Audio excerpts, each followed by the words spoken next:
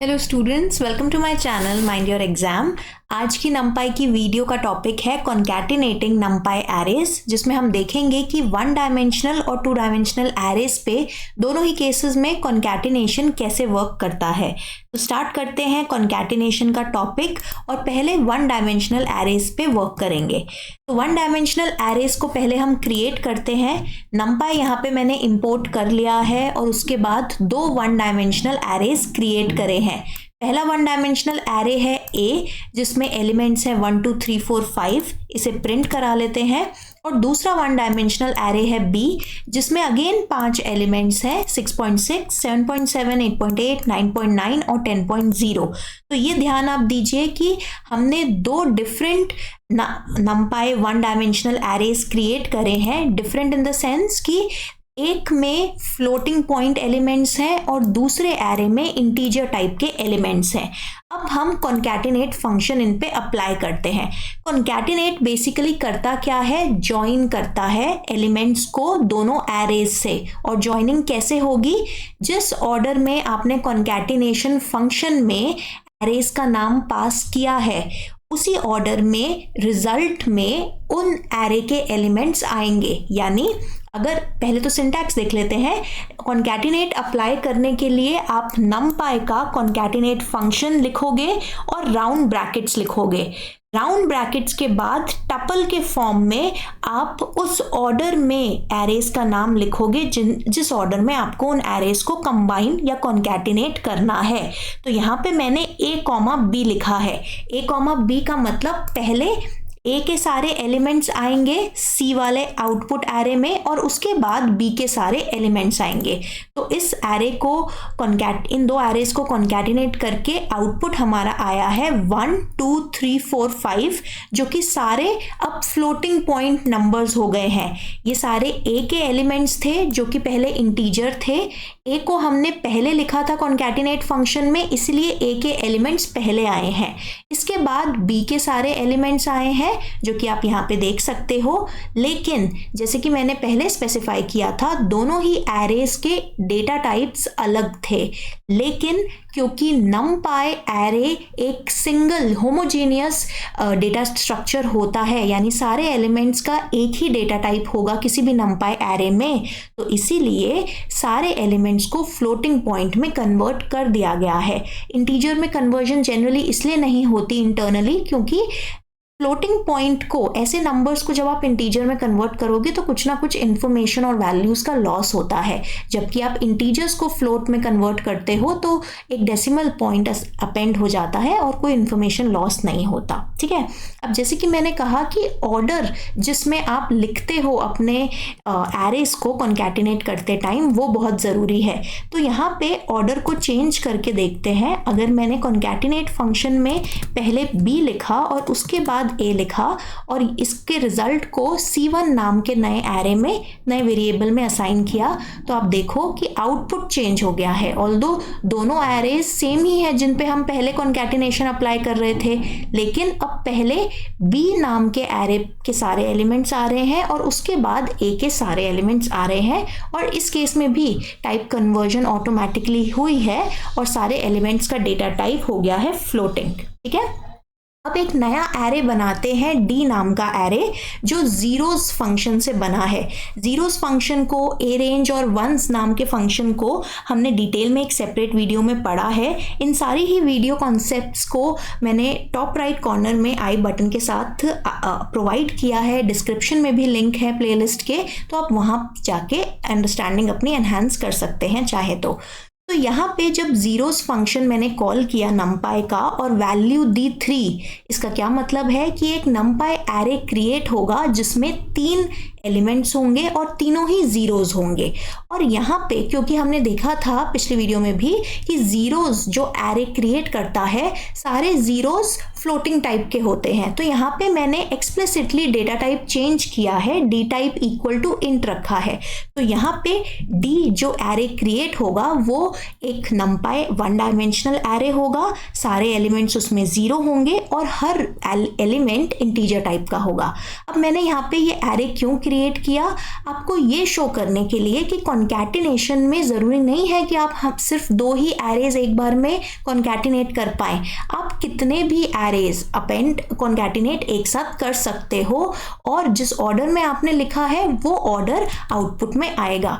तो यहाँ पे मैंने पहले A लिखा है, फिर B लिखा है और फिर D के एलिमेंट्स लिखे हैं। तो A के एलिमेंट्स 5 आ गए, D के एलिमेंट्स आ गए और फिर B के एलिमेंट्स आ गए A के बाद और फिर D के एलिमेंट्स आ गए। और ये भी आप ध्यान रखिए कि यहाँ पे ऑल्दो A और B में सेम नंबर ऑफ एलिमेंट्स थे 5-5, लेकिन D में अलग नंबर ऑफ एलिमेंट्स थे 3। तो यहाँ पे टोटल नंबर ऑफ एलिमेंट्स अगर अलग भी हैं तो भी फर्क नहीं पड़ता कॉन्कैटिनेशन में वन डायमेंशनल के केस में। नेक्स्ट हमारा टॉपिक है कॉन्कैटिनेटिंग 2 डायमेंशनल एरेज। अब 2 डायमेंशनल एरेज में थोड़ा सा ध्यान रखना पड़ता है कि क्या शेप है एरे की, शेप के अकॉर्डिंग ही कॉन्कैटिनेशन की जाती है। जिस भी एक्सिस पे आप कॉन्कैटिनेट करना चाहते हैं उस एक्सिस के अलावा बाकी सारी एक्सिस की कॉरस्पॉन्डिंग वैल्यूज़ या कॉरस्पॉन्डिंग साइजेस सेम होने चाहिए जिन एरेज को आप कॉन्कैटिनेट कर रहे हैं। तो सबसे पहले 2 डायमेंशनल एरेज बनाते हैं। एक एरे है F जिसका साइज है 3,2 जो आप यहाँ पे देख सकते हैं।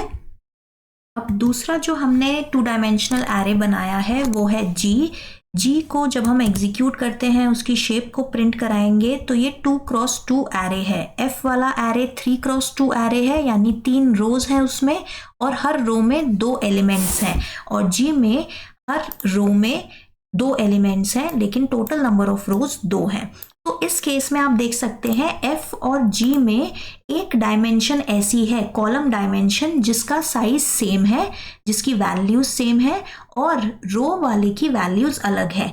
तो जब भी आप 2 डायमेंशनल एरेज को कॉन्कैटिनेट करते हो, जिस भी एक्सिस पे आप कॉन्कैटिनेट कर रहे हो उस एक्सिस के अलावा सारी एक्सिस की वैल्यूज, उनके साइजेस सेम होने चाहिए।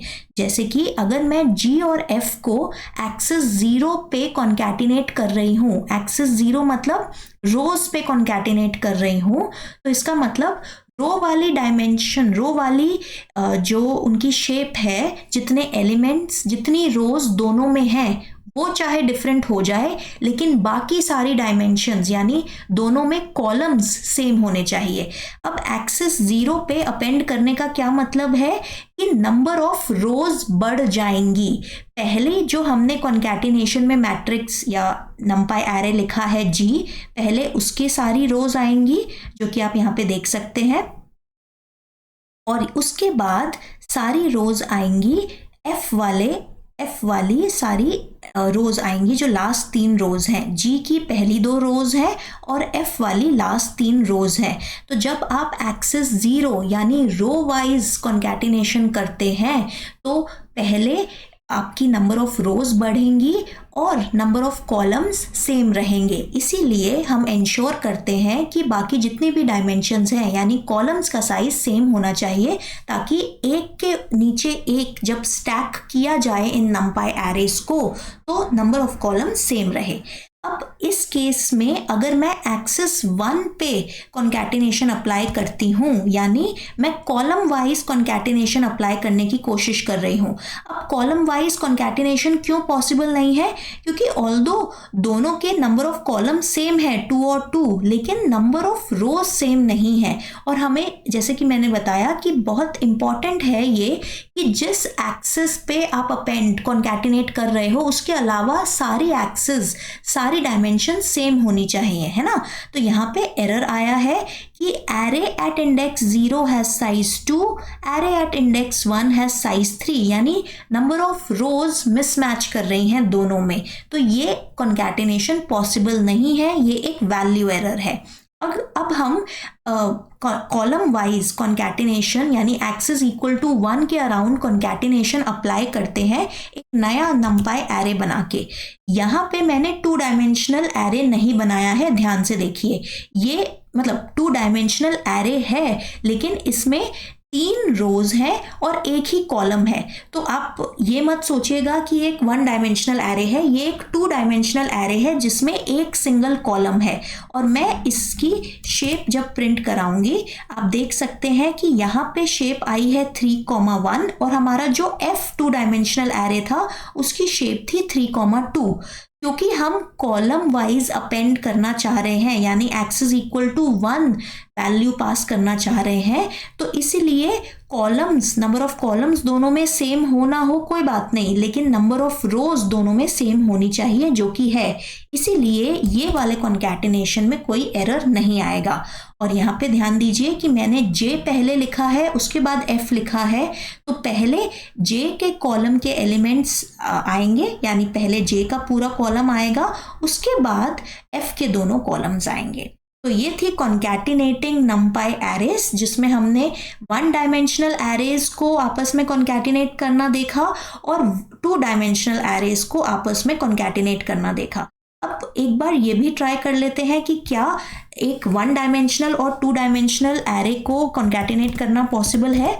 तो हमारा एक ये कॉन्कैटिनेट फंक्शन हम लिखते हैं। एक हमारा 1 डायमेंशनल एरे था A, दूसरा हमारा 2 डायमेंशनल एरे अभी जो रिजल्टिंग आया है K।